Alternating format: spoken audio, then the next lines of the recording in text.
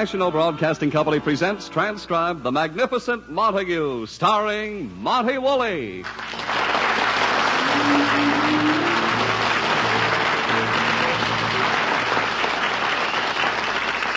Alas, poor Montague. The Magnificent Montague, Dean of the Shakespearean stage, has sunk to radio. He is Uncle Goodhart, hero of an afternoon program. Magneto, of course. The world of the theater must never know of his downfall. It is morning in the Montague apartment. His wife, Lily, and Agnes, the maid, are awaiting his arrival at the breakfast table. The phone rings.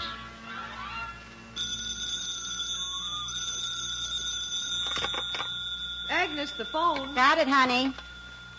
The residence of Edwin Montague and Lily Boheme. Agnes on this end. You who? Mr. Manick of Empire Pictures, Hollywood? You want Montague? You got the wrong boy. No, I'm sure you got the wrong one. This one's never even seen a movie. Who knows why? Maybe he hates popcorn. Sorry. Who was it, Agnes? Somebody from a Hollywood motion picture company. Wanted Montague. I told him he had the wrong Montague. Edwin? Hollywood? We better not even tell him I spoke to someone from Hollywood over that phone. He'll have it taken out and sterilized. Oh, imagine Edwin and... I'll get it. The residence of Edwin Montague... What? Oh, you again. Look, Buster, you got the wrong Montague. You obviously want one of them Hollywood stars like Montague Clift or Robert Montague. So lay off, huh? Same man? Yeah. Sounded like he was on the make. Kept calling me darling. Why does that only happen to me on the phone? Agnes, you know how those Hollywood people talk. I'll take it this time. Hello? No, I'm Mrs. Montague. Well, I'm sure you have the wrong Montague. My husband is a famous Shakespearean actor. Well, he hates Hollywood, and after the many public statements he's made concerning movies, I'm sure the feeling is mutual. Now, please stop ringing this number. Same guy, huh? Mm-hmm. I hope the phone didn't waken Edwin. Heaven forbid he shouldn't get his 17 hours of sleep.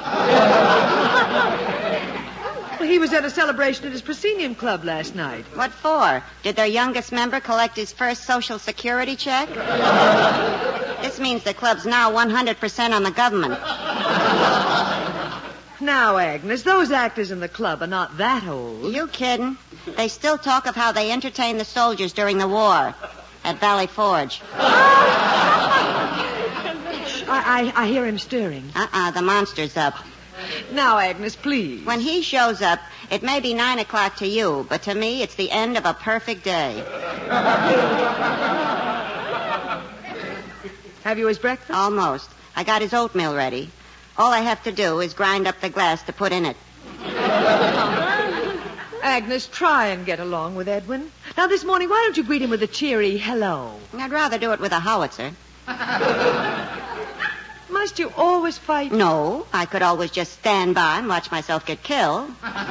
Now, really, you know Edwin. A barking dog never bites. Are you kidding?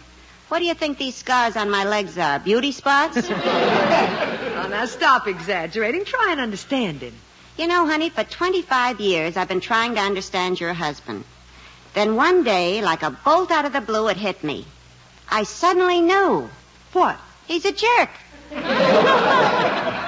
Agnes, if you'd... Uh-oh, Edwin's up. The call of the wild. Good morning, Lily. Where's Agnes? Here I am, making toast. Oh, for one brief, ecstatic moment, I thought she wasn't here. Edwin. Somehow, I keep dreaming of Agnes being hit by a truck. And what was that other dream? Why don't you hang around sometime when I'm making a cake? I'd like to get your beard caught in the Mixmaster. Seriously, Agnes? Why did you come to work for us and plague my life? Weren't you happy wrestling on television? Oh, please stop it. Edwin, why don't you bury the hatchet? Bury the hatchet. Ah, that was my other dream about Agnes. Dragon Boy. Will you please exhale? I have to light the oven. Agnes, bring in his oatmeal. Yes. What do you have after the oatmeal? Obviously an autopsy. No fair. You've been peeking in the kitchen. Breakfast coming up. Ah, Lily, the insurance companies keep telling us 75% of the accidents happen in kitchens. Why doesn't it happen to Agnes? Can't she fall in the oven or something? Oh, now, Edwin, you know you like Agnes. Yes, well done. Oh, come on, Edwin, relax. Relax? In this house? What was all that jingling this morning? Oh, nothing. Someone had the wrong number. Gad, I thought you rented out the living room as a rehearsal hall for a Swiss bell ringing act. Where's the morning paper? Oh, Agnes. Yeah, honey? Have you this morning's newspaper? Yeah, but I ain't through with it yet. Charming situation. Agnes ain't through with it yet. Now, Edwin. What's she doing with it? Censoring it for us? Must my knowledge of what's going on in the world be screened through Agnes? What is she, a local iron curtain? I demand that newspaper now. Edwin, you've forgotten one thing. What? It's Agnes's newspaper. Yeah, and I ain't through with it. Here's your mush. My dear Lily, don't I make enough money selling my honor 5 times a week on the radio as Uncle Goodhart to afford a morning paper? Edwin, remember, I'm not allowed to buy a paper. 11 years ago, when Brooks Atkinson, the drama critic, in reviewing your Macbeth, compared you with Maurice Evans, you were so insulted you forbade me to ever bring a New York Times into the house again. Comparing me with that upstart, Maurice Evans. Take away his profile, what have you got? Mickey Rooney. Well, when Burns Mantle said that in Hamlet, your love scene with Miss Gwendolyn Forbes, who played Ophelia, wasn't convincing, you barred the Daily News from the house. My love scene wasn't convincing. At the time, Miss Gwendolyn Forbes had reached the age of sweet 62. What did he expect me to do when I kissed her? Pant? Those weren't embraces. I was just holding her up. And then when the Tribune critic said all right, Lily. What are you driving at? that the only morning newspaper that does ever get into this house belongs to Agnes. And I ain't through with it yet. I ain't through with it yet, Agnes. I keep forgetting who your English teacher was. Was it Tony Galento or Slapsy Maxie Rosenblum? No, they were the ones who taught me embroidery. Here's the newspaper, honey. Thank you, Agnes. See, Edwin? Agnes gave us her paper. Agnes, you will forgive me if I don't fall at your feet and lick your shoes. Edwin, eat your breakfast. I'll read through the theatrical news and see if there's anything interesting. Ooh, listen to this gossip from Hollywood. Hollywood? Please, Lily, not while I'm eating. Edwin, this is amazing. Listen. Empire Pictures today announced they are going ahead with plans to film William Shakespeare's big hit, Macbeth. Oh, no, they can't do that. Listen to this. Originally slated to play the role of Macbeth was Red Skelton.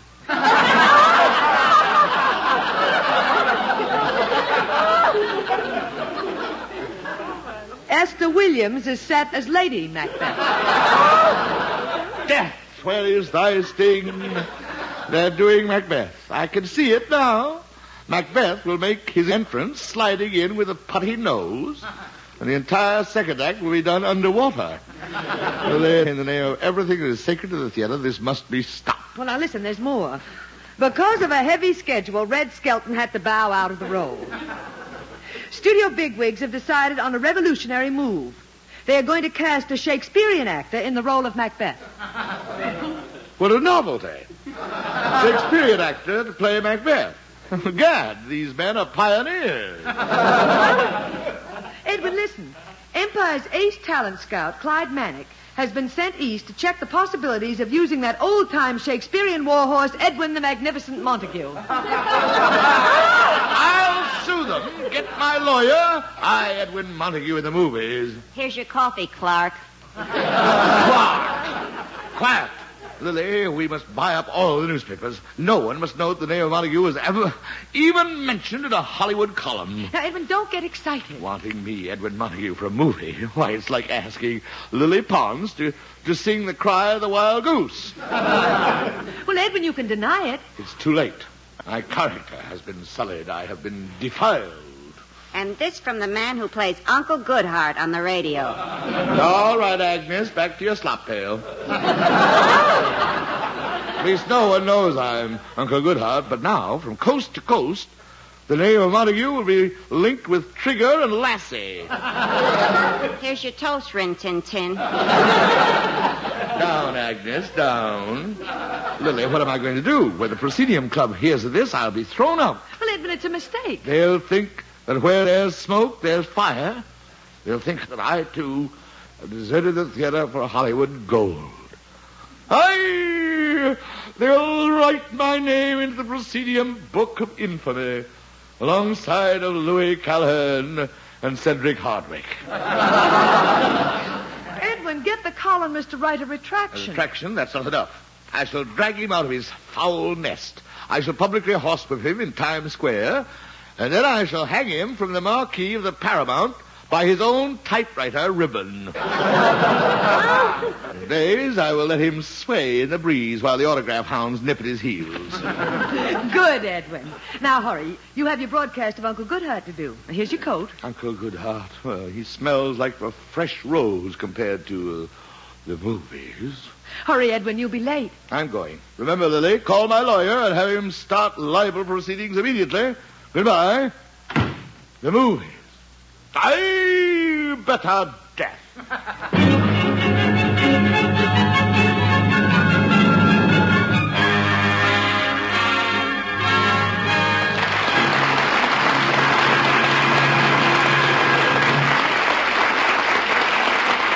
We'll be back with the Magnificent Montague in just a moment.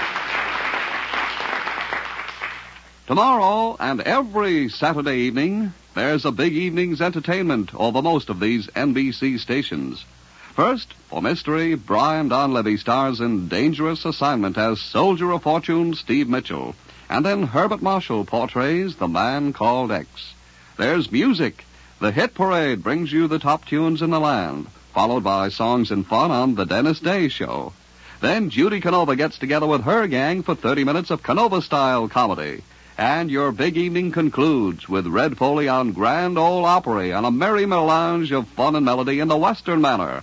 All tomorrow on NBC.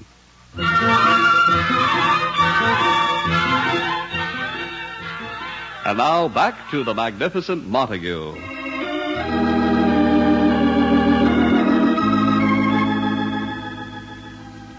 He is in the middle of his Uncle Goodhart radio program.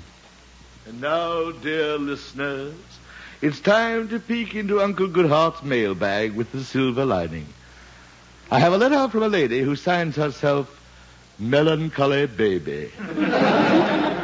It reads, Dear Uncle Goodhart, I am a bride of 15 years. The first 2 days of our marriage were divine. Then I began noticing little things about my husband. Every night he would sneak out and set things on fire. Houses, factories, stores. At first I tried to overlook these things because they made him laugh. And easy to get along with. About a month ago, a disturbing thing happened. I woke up in the middle of the night to find that my husband had soaked my foot in gasoline and was about to light it.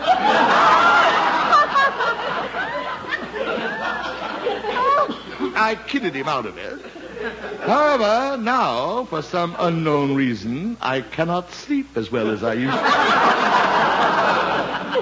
to. Since that night, I feel we are drifting apart. Dear Uncle Goodhart, what can I say to my husband to save our marriage? Signed, Melancholy Baby. Dear Melancholy Baby. You say you and your husband are drifting apart. Now admit it. Isn't it you who are drifting away from him? Fess up. How many times have I told you, housewives, you're doing the cooking, washing, having babies, bringing them up isn't enough for a happy marriage. You must be a pal to your husband. You must share his interests. And so, Melancholy Baby, the next time your husband, as you put it, sneaks out to start fires, stop him and say, wait, take me with you. Go along. Let him see you are interested in what he is doing. Show him you can be a good companion as well as a wife. Remember, marriage is a partnership. And so, a melancholy baby, take your husband by the hand and go into the world and into the sun and light.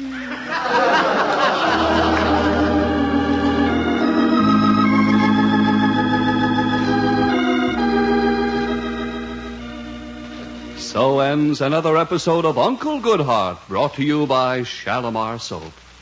And now, before we leave you until tomorrow, here is Uncle Goodheart with his thought for the day.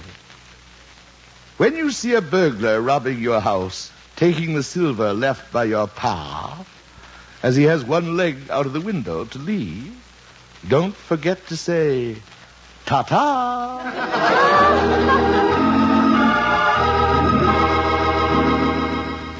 Okay, you're off the air, Mr. Montague. Good. Good show. Oh, here comes the director, Mr. Zinzar. Oh, there, Mr. Montague.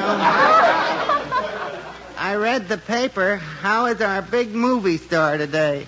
Oh, he hit me. Zinzer, if you ever mention me in connection with the movies again, you will remember that slap you just got as a fond caress.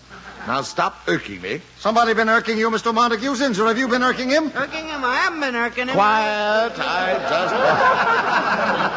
just don't want any mention of movies or Hollywood. Put that item in the column. We're making plans to have your Uncle Goodheart programs broadcast from Hollywood. What must I do to get it through your armor-plated skulls that I am not going to Hollywood? Oh, I'm so sorry, old man. Sorry? So Red Skelton got your part after all. But gee whiz, Mr. Montague, I'll bet you could play the part as good as Red Skelton any old day. Oh, Thespis, God of the theater, deliver me from these morons. I am not going to Hollywood, now or ever. The subject is closed. But Mr. Quiet! Edwin Montague may have sunk to the depths of human depravity, where he has to associate with radio people like you, but Hollywood, never! Never!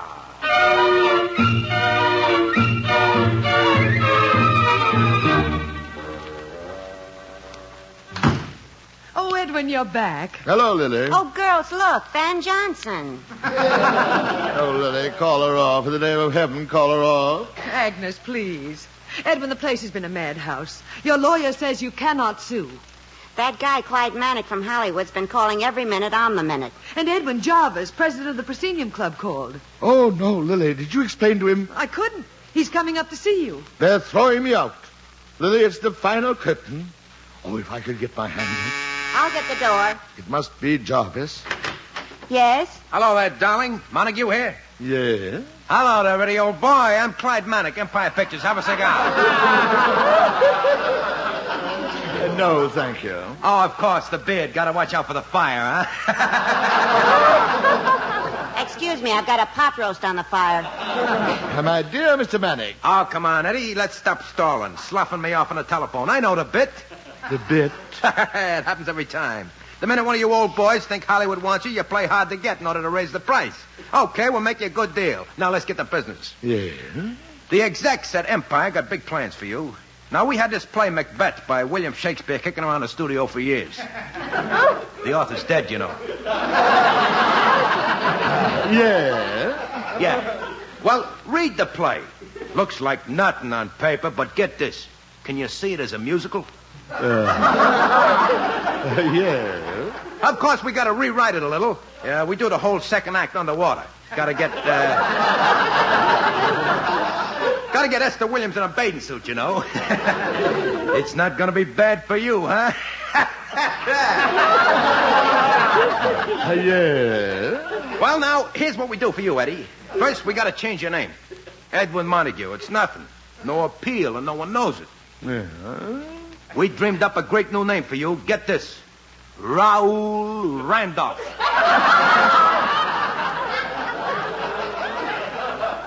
Raoul Randolph. Hits you, doesn't it? Kind of sexy, get what I mean? Yeah. Now, we get you to Hollywood early so you can spend a little time learning how to act. We're getting you the best dramatic coach in Hollywood, Buzzy Andrews. Buzzy Andrews.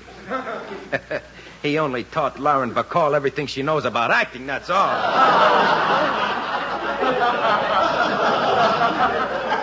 Yeah?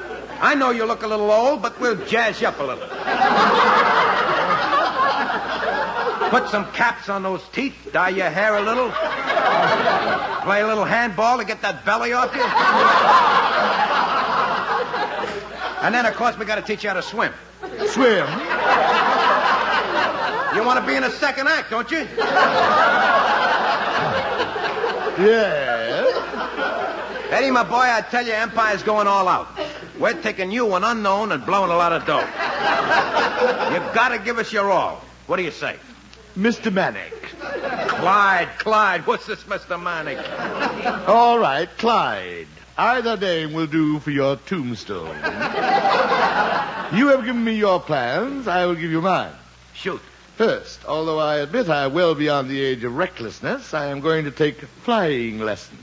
Flying lessons? Yes. Then I am going to rent a plane, fly to Hollywood, and drop a bomb in the very center of the Empire Studios.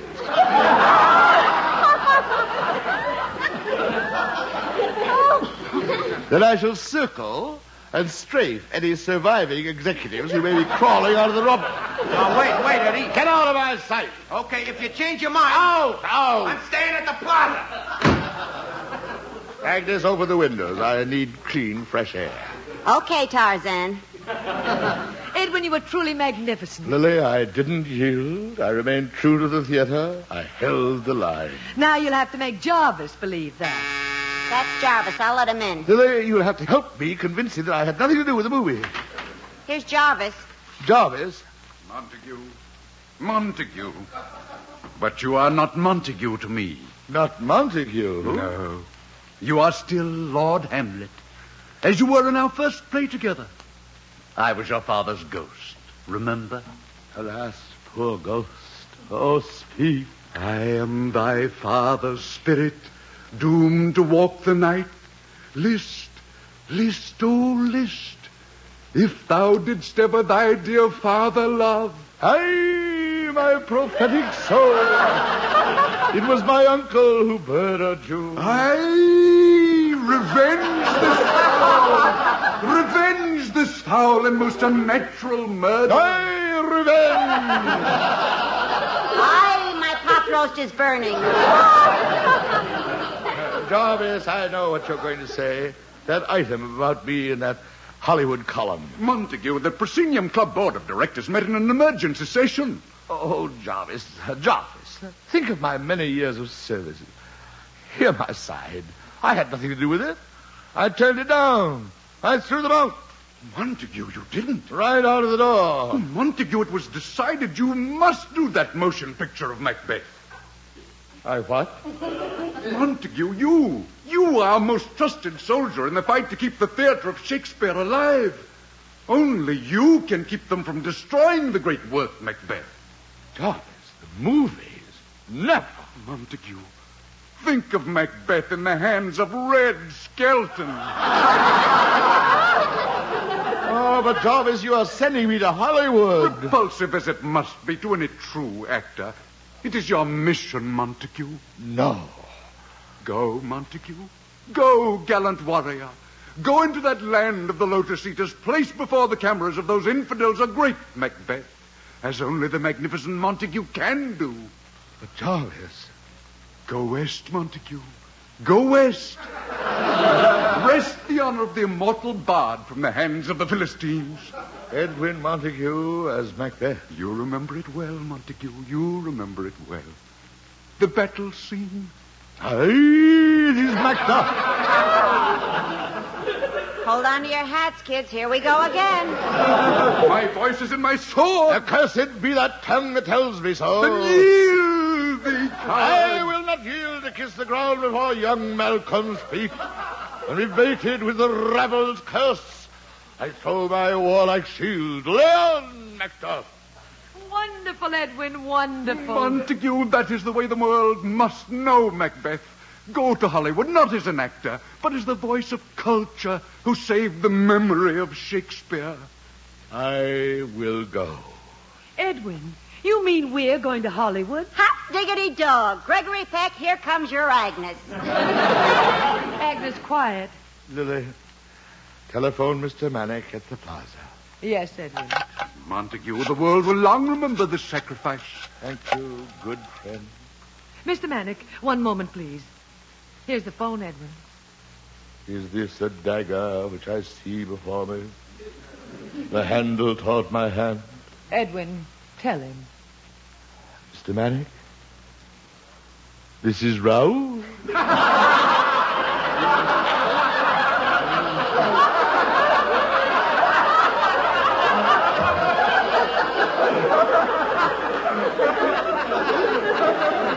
Raoul Randolph. I shall come to Hollywood to do Macbeth. Thank you. We will be at the railroad station tomorrow. Courage, Montague. The deed is done. So ends a gallant name on the sharp sword of treachery. Pack our bags, Lily. Yes, Edwin. Our hearts will be with you in Hollywood, Lord Macbeth. I go, and it is done. The bell invites me. Hear it not, Duncan, for it is a knell that summons thee to heaven or to hell. Coming next week to your neighborhood theater.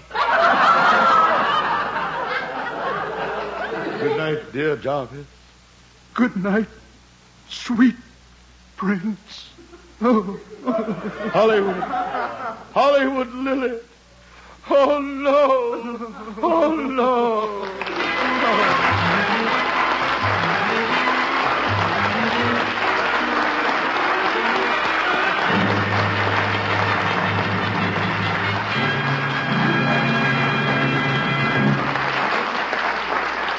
What will happen when the Magnificent Montague reaches Hollywood?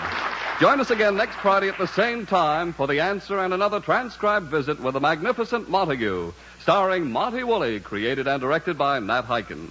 Written by Nat Hiken and Billy Friedberg. Anne Seymour was Lily, Pert Kelton was Agnes. Included in tonight's cast were Johnny Gibson, John Griggs, Gavin Gordon, and Art Carney. Jack Ward at the organ. 3 chimes mean good times on NBC. Just listen to the gala lineup this Sunday and every Sunday on NBC. Tallulah Bankhead brings you the 90-minute Big Show. Phil Harris and Alice Faye bring you 30 minutes of comedy and melody. Hedda Hopper presents the inside stories of show business. Theater Guild on the Air brings you a 1-hour drama. Joel McRae stars in Tales of the Texas Rangers. And Quizmaster Jack Parr asks the $64 question. That's on Sunday on NBC. Now, this is Don Pardo saying stay tuned for Duffy's Tavern, which follows immediately.